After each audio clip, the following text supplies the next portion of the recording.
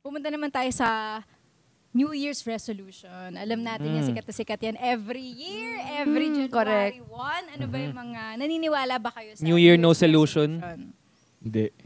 Hindi ako naniniwala. Ako hindi rin naniniwala. O sige, din muna tayo sa, nung 2024 ba, meron ba kayong New Year's resolution last year? Honestly, wala akong pinpoint eh. Parang along the way ko na lang na-realize na parang, oh, I wanna do this. And I wanna, yung parang pagsisave, ganyan, yung ganito, ganyan. Pero wala kang yung, as in, parang naisip mo nung 2023 na, oh, this 2024. Oo, wala. Walang ganon. Ikaw din? Wala ako last year kasi ganyan lang naman ako New Year's resolution ng bata ako eh. Tapos na-realize ko yun, kalokohan yan. Yeah, because a person can change naman anytime. Anytime. Totoo. Ako rin naman, parang, ako noong 2024, wala talaga. Pero dati rin, gumagawa ako. Pero, nababago ko naman siya. Nasusunod ko naman siya. Pero hindi in a sense na tipong, ginawa ko siya dahil New Year's resolution siya. Yes. Nung nagawa ko siya, hindi ko siya inisip na parang, ay, natupad yung New Year's resolution ko. Nangyari na lang siya. Parang ganun. Hindi ako masyadong, ito yung New Year's resolution ko, ito yung mga bagay na kailangan kong gawin para ma-achieve ko to. Ganito. Pag hindi ko to naabot this year kasi sad, ganun. Parang, reminder lang siya sa akin. Yeah. Ako, i-expose ko na yung sarili ko Expose! I-expose ko na yung sarili ko para sa inyo, para ma-inspire kayo. Okay. Na, nung, nag-decide talaga ako na January 1, mag-stop ako mag-vape. Tapos, nagawa ko naman siya. Ikaw yung 0.00001% na... Tsaka yun, as in, hindi ako hindi ko, like, I'm not putting down if nagve-vape ka or what. Pero personal, ko lang yun. Personal resolution ko yun nung 2024. Kasi, gusto ko lang.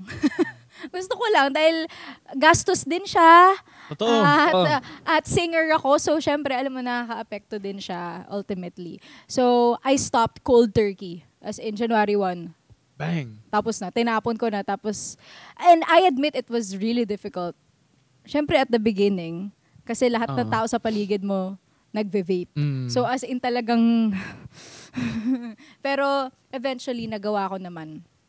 Pero, I don't think na nagawa ko siya successfully dahil New Year.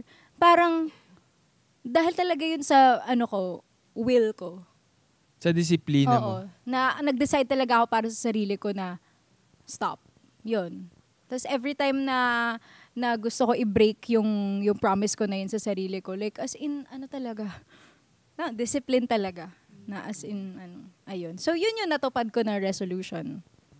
Congrats. Thank you so much. Another big win. Yes. Ito. Di ba hater ka ng mga... Bakit mo ba sabi na parang ayaw mo sa mga New Year's resolution? Oo nga. Kasi sa bahay, ganyan sa amin. New Year's resolution mo? Parang medyo pinag-uusapan namin yun sa bahay. And yung mga pinsan ko, lalo, shout out kay Ate Princess. yung promotor ng New Year's resolution. Yan yung promotor ng New Year's resolution. Fitness goals ba yan? Fitness goals. Ate Princess. Na parang, grabe, ilang taon na yan! Te! So parang, ako, hindi talaga ako naniniwala sa mga ganong bagay.